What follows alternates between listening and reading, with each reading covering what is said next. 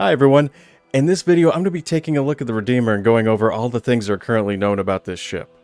And just as a disclaimer, I'd like to state that things can change and most likely will between the time that I make this video and when the ship actually becomes flight ready. So with that said, I think that a good place to start is going to be with the exterior of this ship. And most of the changes to the Redeemer's outer chassis were done to make it better fit in with Aegis' style guide.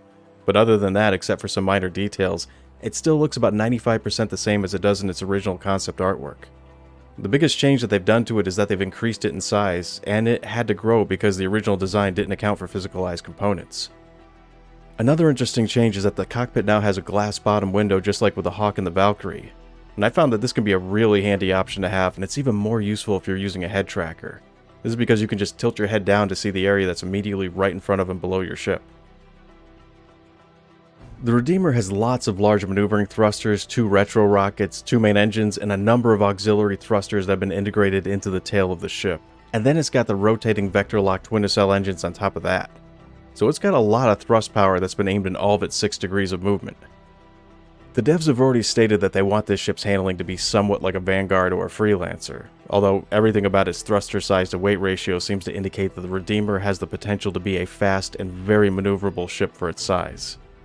But in the end, none of that really matters, because the devs could change its performance at any time to alter its abilities based on how well it ends up performing, or even underperforming depending on the circumstances. The thing that I'm afraid of is that traditionally gunboats were designed so that enemies would have to come to it, and their maneuverability tends to be lacking because they have turrets that are supposed to compensate for that. But I don't really care if the Redeemer has a sluggish acceleration rate or even a slow top speed, but I at least hope that it's going to be able to pitch, roll, and turn at a decent rate. It may have guns that point in every direction, but a majority of its firepower is forward-facing, which suggests that it's meant to be used more aggressively than the other gunboats. And how fast it's able to turn its nose to face a target is going to be a huge part of how successful it's going to be at doing that. The chassis of the Redeemer isn't the only thing about it that's gotten bigger. Its weapon systems have also been given a substantial buff from what they used to be. Now it has 2 size 4 gun mounts located under the wings that are controlled by the pilot. They're supposed to come with 2 fixed size 4 weapons by default that can be swapped out for a pair of gimbaled size 3s. It also has a chin turret that's armed with 2 size 3 guns. This turret can be operated using one of the stations that's located just outside of the flight deck, and since it's a remote turret, that means you're going to be able to use a blade to slave it to the pilot's control, or you could fully automate it, which would turn it into a point defense system. But the real firepower for the Redeemer lies in its 2 oversized manual turrets that each holds a pair of size 5 weapon mounts. One of these turrets is located on the spine of the Redeemer and has a full 360-degree view all around the top portion of the ship. The second manual turret is located on the Redeemer's belly, and it has more of a 180-degree view of the area in front of it. And these turrets are going to be the answer for why you'd want to fly a vessel with 2 turret operators instead of using 3 ships. With all the changes that they've done to 314, these turrets are going to have a longer range, a much more sustainable level of firepower, and are going to be protected by an extremely powerful shield. I've only had one concern that's been brought to my attention when it comes to these turrets, and I'm sure that it's not going to end up being the problem that it's being made out to be. And that problem is with the view that the operator has. I grabbed these shots of the interior, and from this angle it seems like the gunner has absolutely no peripheral vision at all. Although what I think is going to happen is that when the gunner sits down, the seat's going to push forward much like the gunner seat in the Carrack does, which would end up giving the operator a lot better view of the surrounding area. So in the end, I don't think this is going to be an issue. And at this point, it's going to be anybody's guess as to what kind of armaments this ship is going to come stock with, because every time they display the Redeemer, they end up giving it a different weapons loadout. But the devs have started to develop a kind of philosophy when it comes to what types of weapons the ship is going to come stock with, and it mainly revolves around if whether or not they consider a turret to be either defensive or offensive in nature. So based on this, I'm guessing that the larger turrets are going to come with cannons, while the smaller turrets are going to most likely have energy-based repeaters. In addition to the guns, it also has 16 size 2 missiles, which is double what it used to have. They're stowed within a protective covering that's located on the underside of each of the wings. It's set up so that when you go into the missile operator mode, this covering will lower down, which exposes the missiles. They're mounted onto 4 size 4 racks, which means that the Redeemer will be able to fire up to 4 missiles simultaneously at a single target. The Redeemer's last turret is mounted onto the bottom of the ship's tail, and it comes armed with 2 size 3 weapons. It's a remote turret, which means that you'll be able to fully automate it, and when it's not in use, it looks like it's going to be able to semi-retract back into the body of the ship. This turret is used to cover the blind spot that was created by the placement of the belly turret, but I also like having something that can specifically cover the rear entrance to the ship. And I can already think of a number of different scenarios where having this kind of coverage is going to come in handy, especially when it comes to dealing with some rando who's hanging around the back of your ship and trying to sneak aboard. The crew size for the Redeemer has been reduced from 5 people down to 4, and they said that they're going to be adjusting the gunning stations to reflect this, but they didn't say how they're going to be doing it. And they haven't removed any of its guns, so the current theory about what they're going to be doing is to either set the rear gun to be a point defense system by default like you'd find with a Phoenix, or, and this is what I hope they end up doing, is that they're going to slave the chin turret to the pilot so that by default they'll be able to control it and the 2 wing-mounted weapons. The main thing that I like about this setup is that it gives the pilot the option to run with a fully gimbal loadout that's at least as powerful as a Freelancer's. And I know that the 2 remote stations that are adjacent to the flight deck are going to be used to control the remote turrets.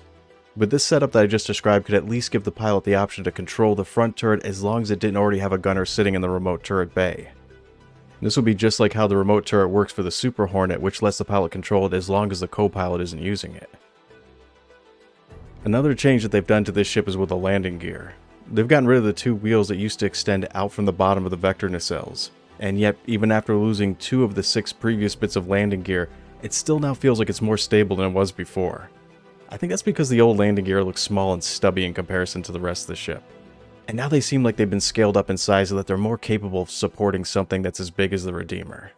And although this might be the most minor of all the changes that have been done to this ship, I'm still going to mention it anyway, and it's that the tail fins used to angle down and now they're bent upwards. So that's everything that's different about the outside of the ship. The inside is an entirely different story, and it's been almost fully redesigned from the ground floor up. You enter the Redeemer through a ramp that's located in the rear of the ship. And the entranceway has the same look and feel as it does for the Vanguards, and it even has an interior door to protect it from explosive decompression when you're entering and exiting the vessel. This entrance point leads directly into the habitation module.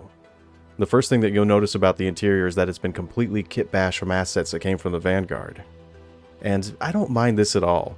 In fact, I like that they did this, because it does a better job at tying it in with the rest of the Aegis fleet, and it gives the interior a proper militaristic feel. And they've redesigned how this room's been set up several times over now, but regardless of how they finally decide to structure it, it's going to have 4 lockers, 4 beds, a galley, a bathroom shower combo, and a small cargo grid. The bathroom looks like it was directly taken from the Vanguard series, and once again this similarity between ships just makes it feel more like it's part of the Aegis family.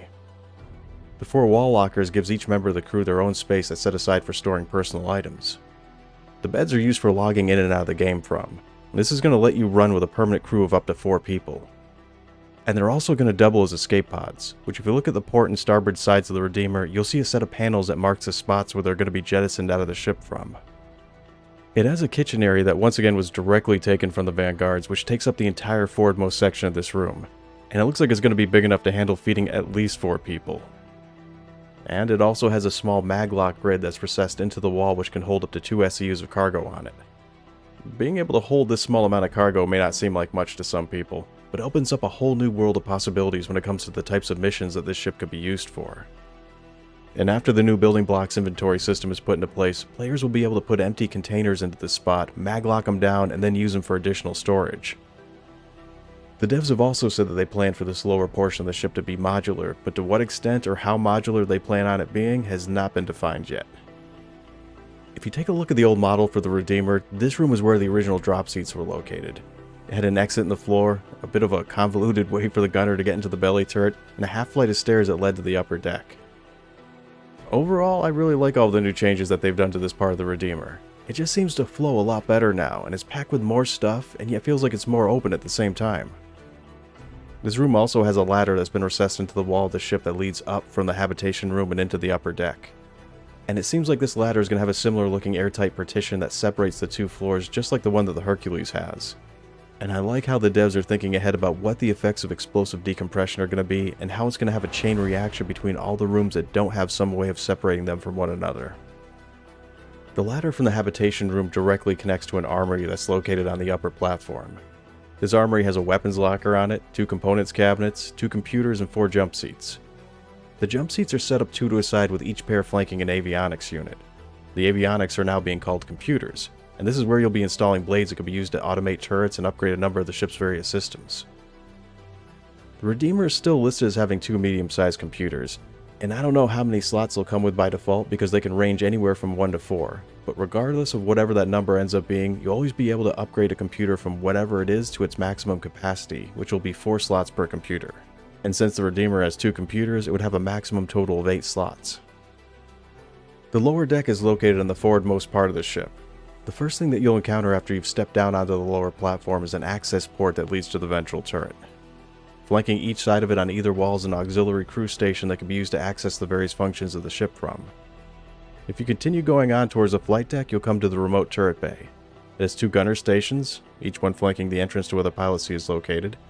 One of these stations is going to operate the chin turret, while the other is going to be used to control the rear turret. And at the very front of the ship is the pilot's seat.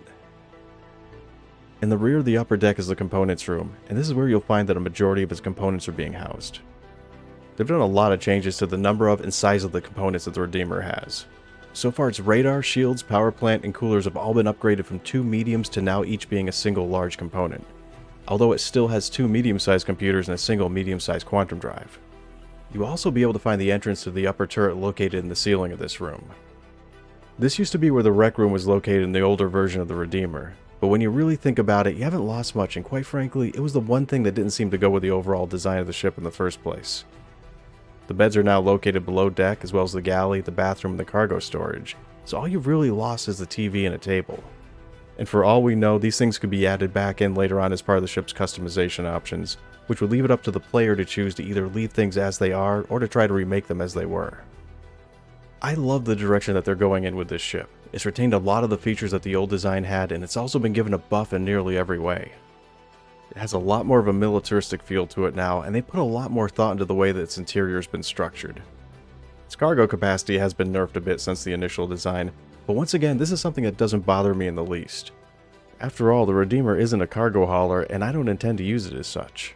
If they want to knock down its cargo capacity and take away a couple of drop seats in exchange for giving it a lot more guns and double the missiles, then I'm good with that. Well, that's going to be it for this overview of the Redeemer, and for what some of my hopes, impressions, and concerns are going to be when it comes to this ship. I'd like to thank everybody for liking and subscribing because it really helps the channel to grow, and I'd also like to personally thank my patrons for supporting me, because if it wasn't for them, I wouldn't be able to afford to spend the time that I put into researching and getting all the footage that's needed for making these videos. Thanks for watching, and take care.